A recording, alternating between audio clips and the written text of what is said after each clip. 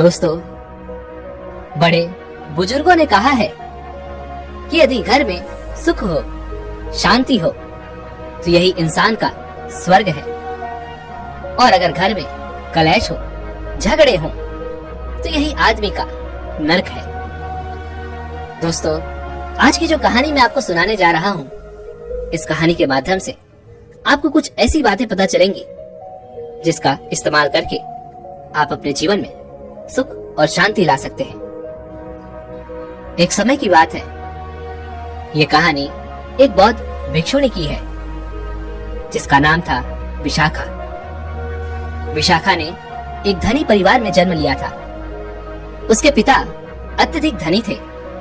उनके पास किसी चीज की कोई कमी नहीं थी। विशाखा के पिता का नाम धनंजय था और विशाखा के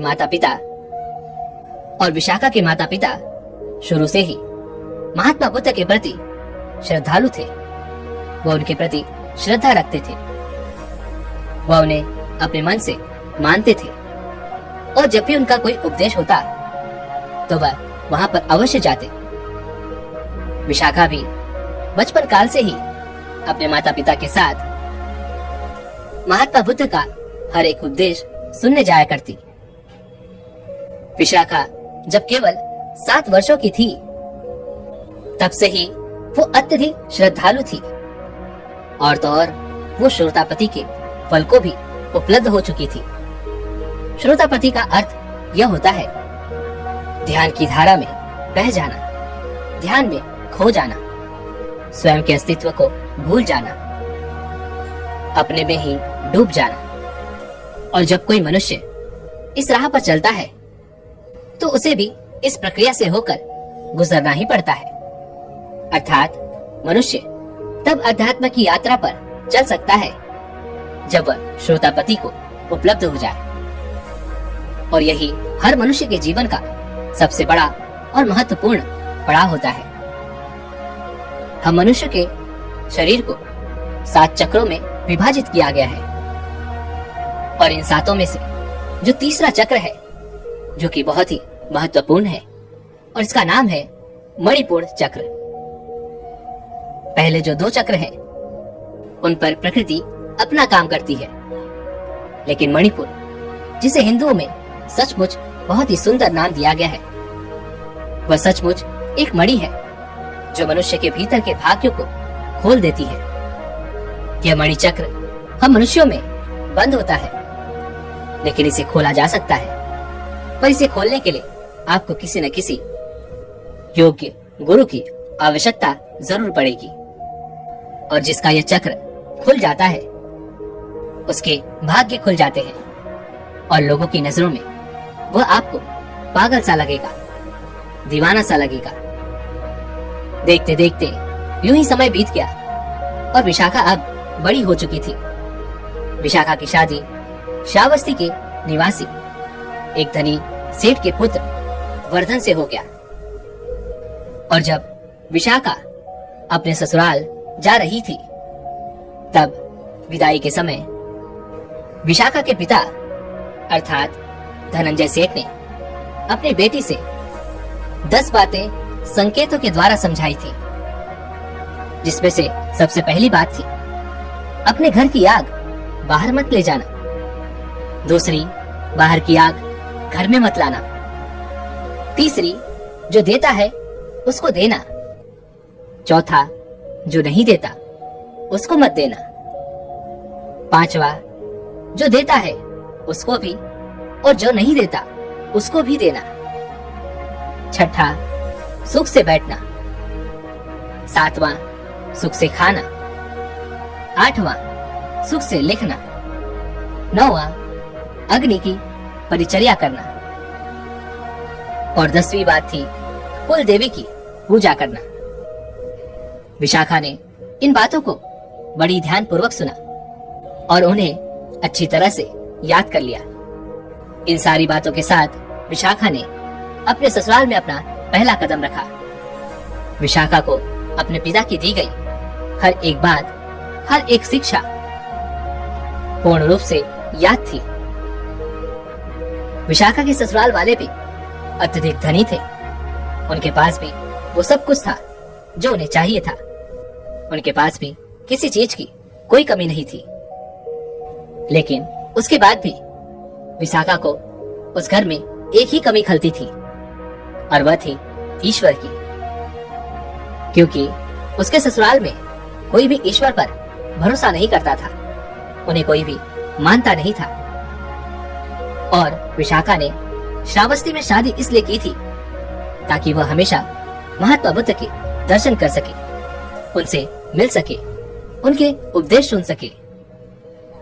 महात्मा बुद्ध ने अपने जीवन के 40 वर्षों में से 25 वर्ष केवल श्रावस्ती में ही गुजारे थे। और यहाँ दूसरी तरफ विशाखा के ससुराल वाले ना तो महात्मा बुद्ध के श्रद्धालु थे और ना ही उनके अनुयायी। जबकि विशाखा के ससुर और उसके पति पूजा पाठ करके ही अत्यधिक धन कमाया करते थे, लेकिन वे कभी भी दान नहीं करते थे। ना ही उन्होंने कभी किसी भिक्षु को दान किया और ना ही कभी उन्होंने किसी को भरपेट भोजन करवाया था। यहाँ तक कि उन लोगों ने कभी किसी के लिए कोई पुण्य का काम किया ही नहीं था। तभी एक दिन विशाखा अपने ससुराल में अपने ससुर को गर्म भोजन परोस कर दे रही थी, और उनके ससुर हमेशा सोने और चांदी के बर्तनों में ही भोजन किया करते थे। तभी अचानक उनके द्वार पर एक बौद्ध भिक्षु आया जो भिक्षा की मांग कर रहा था। उनकी आवाज सुनकर विशाखा के मन में एक बार फिर से श्रद्धा जाग उठी। विशाखा बौद्ध भिक्षुओं के प्रति बचपन से ही अत्यधिक श्रद्धालु थी, लेकिन वो एक ऐसे घर में थी जहाँ पर ना तो उसका पति और ना ही उसके ससुर कभी किसी को दान देते थे, और ना ही उनकी आस्था महात्मा बुद्ध में थी, क्योंकि वे उनकी बातों से कभी प्रभावित ही नहीं हुए। जब उन बौद्ध भिक्षु ने भिक्षा के लिए आवाज लगाई तो विशाखा ने चुपचाप उन बौद्ध भिक्षु को देखा, लेकिन वह अपने ससुर के विरुद्ध जाकर उन बौद्ध भिक्षु को भिक्षा नहीं दे सकती थी। उसे लगा कि शायद उसके ससुर ने उन बौद्ध भिक्षु को नहीं देखा है। लेकिन कुछ देर बाद वह बौद्ध भिक्षु एक बार फिर से भिक्षा के लिए आवाज लगाते हैं, लेकिन इस बार भी विशाखा के ससुर उन बौद्ध भिक्षु को देखकर उन्हें अनदेखा कर देते हैं और अपने भोजन को बड़े ही चाव से ग्रहण कर रहे थे। ना ही उन्होंने कोई प्रतिक्रिया दी और ना ही उन्होंने विशाखा से कुछ कहा।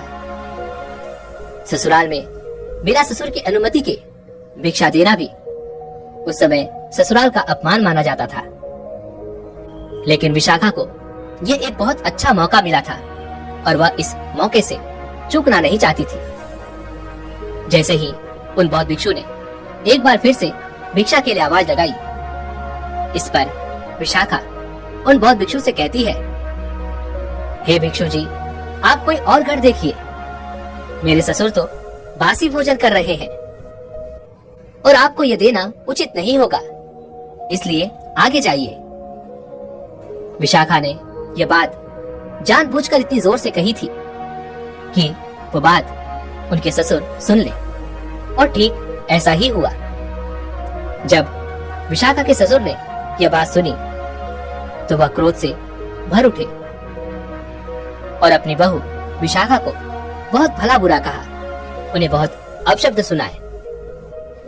वह विशाखा से कहते हैं, तुम हमारे घर की बहू होते हुए भी सबके सामने हमारी बदनामी कर रही हो, और तुमने घर आए उस भिक्षु को भी भिक्षा नहीं दी, उन्हें ऐसे ही वापस भेज दिया। यह हमारी मर्यादा के खिलाफ है। विशाखा के ससुर उसे बहुत भला बुरा कहते हैं और अत्यधिक क्रोधित होकर वह पंचायत बुला लेते हैं, जहाँ पर विशाखा के माता पिता भी आते हैं। वहाँ पर विशाखा के ससुर पंचायत से कहते हैं, मेरी बहू ने मेरे कुल का अनादर किया है, उसने मेरे ही सामने मेरा अपमान किया है, मैं इस अपमान को सहन नहीं कर सकता। उसने एक बौद्ध भिक्षु को यह कहकर घर से वापस भेज दिया कि मैं बासी खाना खा रहा हूँ। अब आप पंच लोग ही इसका कुछ फैसला करें और इसका जो भी हर्जाना भरना पड़ेगा मैं उसके लिए तैयार हूँ। लेकिन मुझे ऐसी बहू नहीं चाहिए जो मेरे कुल का अनादर करती हो। इसलिए इसके माता पिता से कहो कि वो इसे यहाँ से लेकर चले जाएं और इसके बदले में जो भी हर्जाना भरना होगा मैं उसके लिए तैयार हूँ। इतना कहकर विशाखा का ससुर जोर जोर से रोने लगा। तभी वहां पर उपस्थित सभी पंच विशाखा से पूछते हैं, तुम तो पढ़ी लिखी हो, तुम तो समझदार हो, तुम सुशील हो, संस्कारी हो, उच्च कुल से हो, तो क्या तुमने आज तक यही सीखा था? जहां बहू अपने ससुर के मान सम्मान की इज्जत तक नहीं कर सकती, उनके कुल का अनादर करने से पीछे नहीं हटती। यदि आप जैसी पीढ़ियां अगर इस प्रकार का आचरण अपनाएंगी तो फिर हम बाकी सब से क्या उम्मीद कर सकते हैं? हम तुमसे जानना चाहते हैं, क्या तुमने सच में ऐसा किया था? क्या तुमने सच में ये कहा था कि मेरे ससुर तो बासी भोजन कर रहे हैं? हमें जवाब दो। इस पर विशाखा बड़ी विनम्रता के साथ दोनों हाथ जोड़कर उन पंचों से कहती है, आप तो हमारे लिए भगवान के समान है और मैं आपसे कुछ भी झूठ नहीं बोलूंगी। ये सत्य है कि मैंने ये कहा था, लेकिन क्यों कहा था इसके पीछे का भी एक कारण है। इस पर उन पंचों में से एक पंच कहता है कि आखिर वह क्या कारण है? इस पर विशाखा कहती है, हमारा घर धन धान्य से भरा हुआ है, हमारे पास किसी चीज की कोई कमी नहीं है। धन दौलत जेवर सुख समृद्धि सारी सुविधाएं हैं। उस ईश्वर ने हमें सब कुछ दिया है, लेकिन इसके बावजूद हमारे ससुर कभी किसी को कोई दान नहीं करते और यहाँ तक कि इन्होंने कभी किसी को भरपेट भोजन तक नहीं कराया होगा। कभी कभी तो मुझे ऐसा प्रतीत होता है मानो ये जो धन ये जो वैभव इनके पास है ये किसी और जन्म की कमाई है, जिसका उपयोग ये इस जन्म में कर रहे हैं। पिछले जन्मों में इन्होंने कुछ अच्छा किया होगा, कुछ अच्छा बोया होगा, जिसकी फसल ये इस जन्म में काट रहे हैं।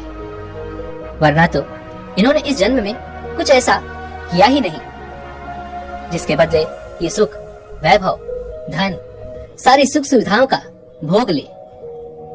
तो आप ही बताइए, क्या मैंने गलत कहा? मैंने तो उन बौद्ध भिक्षु से बस इतना ही कहा था कि मेरे ससुर बासी भोजन कर रहे हैं, आप कोई और घर देख लीजिए। तो बताइए मैंने क्या गलत कहा? मैं कहां पर गलत हूँ? विशाखा की यह बात सुनकर सभी पंच विशाखा की तारीफ करने लगते हैं, उसकी प्रशंसा करते हैं और विशाखा के ससुर से कहते हैं, क्या तुम्हारी संपत्ति में विशाखा का थोड़ा भी अधिकार नहीं है? यदि है तो उसे उस हिस्से में से कुछ हिस्सा दान पुण्य में लगाने दीजिए, ये उसका अधिकार है। इसका अधिकार आपको उसे देना ही चाहिए। और आपकी बहू आपके कुल का कोई अपमान नहीं कर रही थी, बल्कि वह तो आपको चेता रही थी।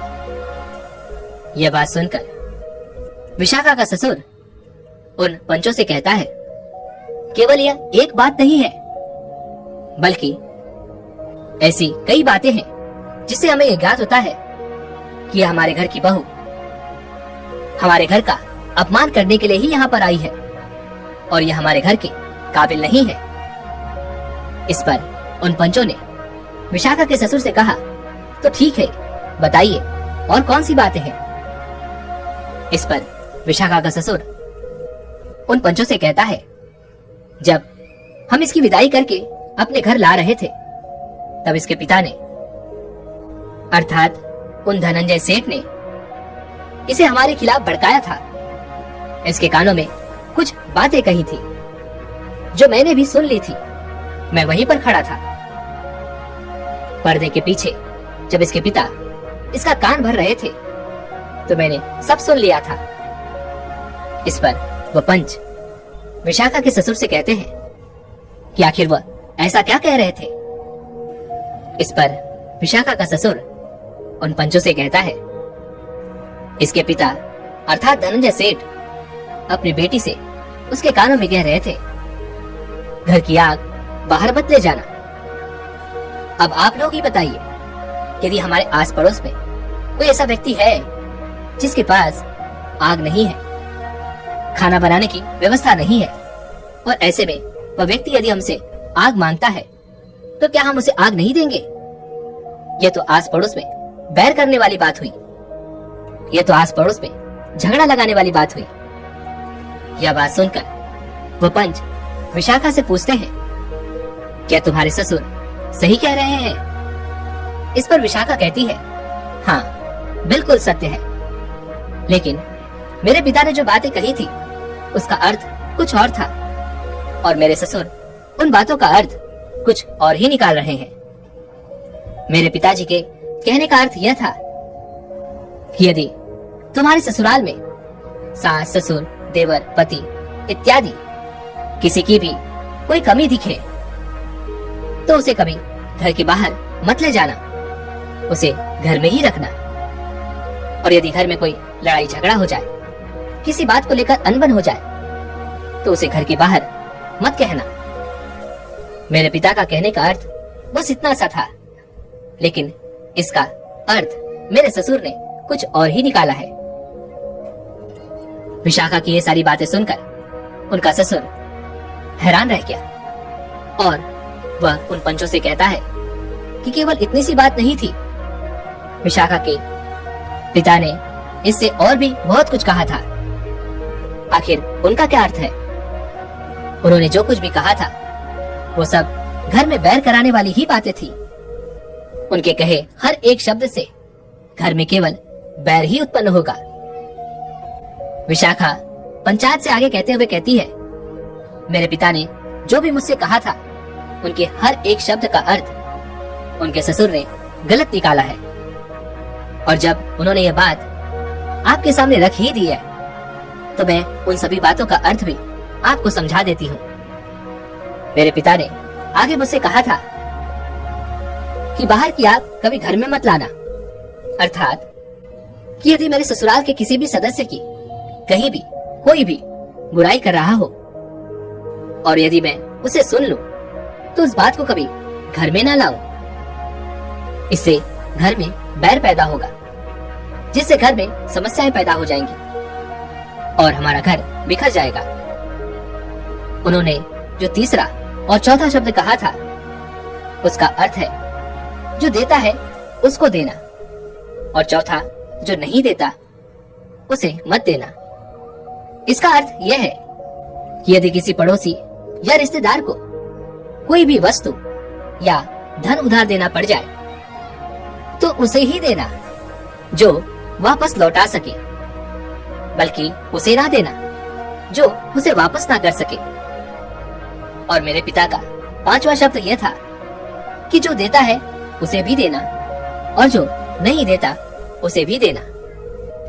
इसका अर्थ यह होता है कि हमारे जीवन में कुछ ऐसे भी रिश्तेदार होते हैं जैसे बेटा, बेटी, दामाद, भांजा, भांजी, भिक्षु, साधु।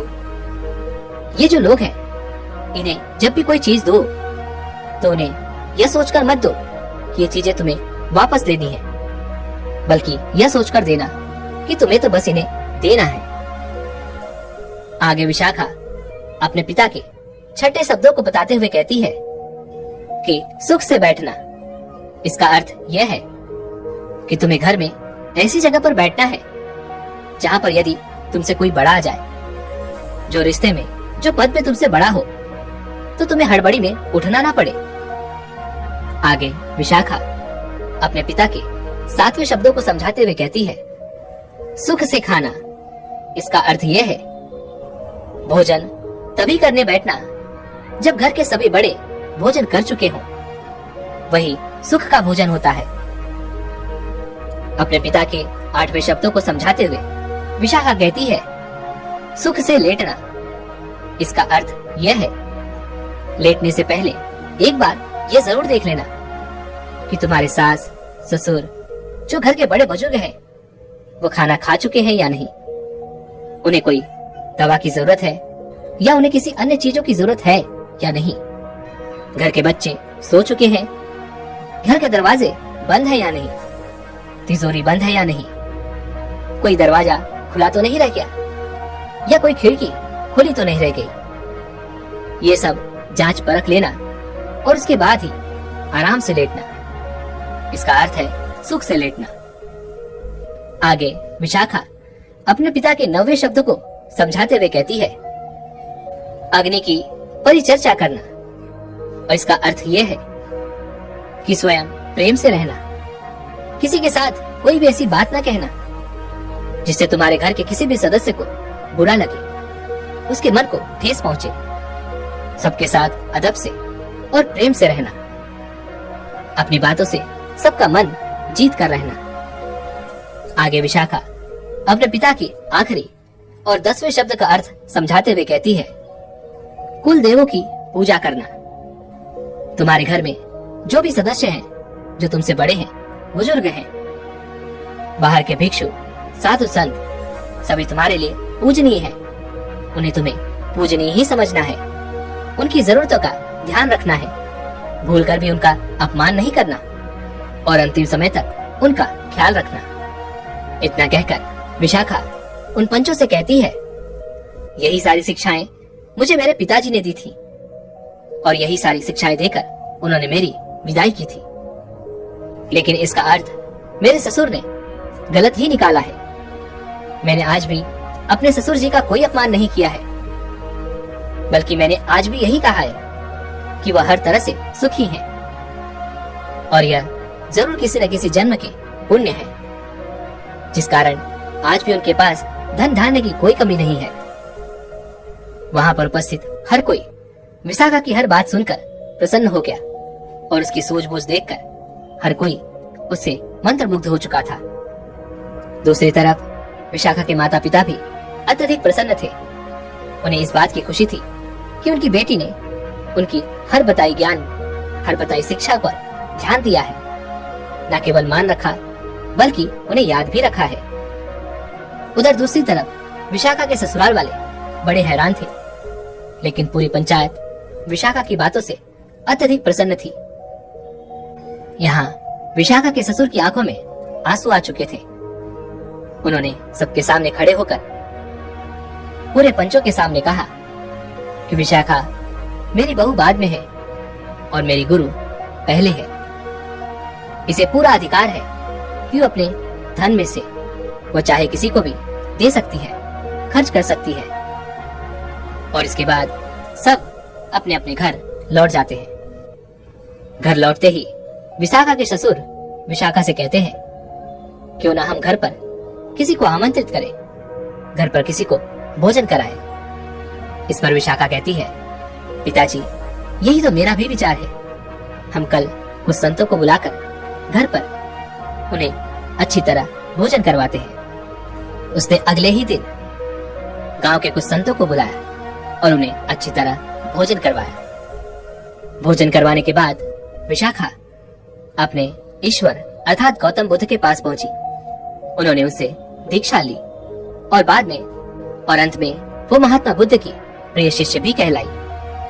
विशाखा ने श्रावस्ती में एक विहार का निर्माण भी करवाया और ऐसा कहा जाता है कि उसके निर्माण में करीब 20,000 करोड़ स्वर्ण मुद्राएं लगी थी और यह विहार 1,000 भिक्षुओं के रहने की व्यवस्था थी और यह विहार करीब 5 मंजिला था, जिसके अवशेष आज भी श्रावस्ती में देखे जा सकते हैं। कहा जाता है कि विशाखा महात्मा बुद्ध के प्रमुख उपासकों में से एक थी। विशाखा ने संसार में रहकर भी ध्यान को हासिल किया था, जिससे यह भी प्रमाणित हो जाता है कि ध्यान को उपलब्ध होने के लिए आपको घर गृहस्थी को त्याग करने की कोई आवश्यकता नहीं है। अपनी सुख सुविधाओं के साथ भी आप बुद्धत्व को प्राप्त कर सकते हैं। बस आपके मन में इच्छा होनी चाहिए, आपके मन में वो दृढ़ संकल्प होना चाहिए, वो लगन होनी चाहिए जो आपको निरंतर ध्यान करने के लिए प्रेरित करते रहे। दोस्तों, उम्मीद है कि आपने आज की इस वीडियो से जरूर कुछ न कुछ सीखा होगा। तो इस वीडियो को लाइक और अपने दोस्तों के साथ शेयर करना ना भूलें और हमें ऐसे ही सपोर्ट करने के लिए चैनल को सब्सक्राइब और घंटी बटन को भी जरूर दबा दें। तो चलिए मिलते हैं ऐसी कोई वीडियो में, तब तक के लिए अपना ख्याल रखें। धन्यवाद।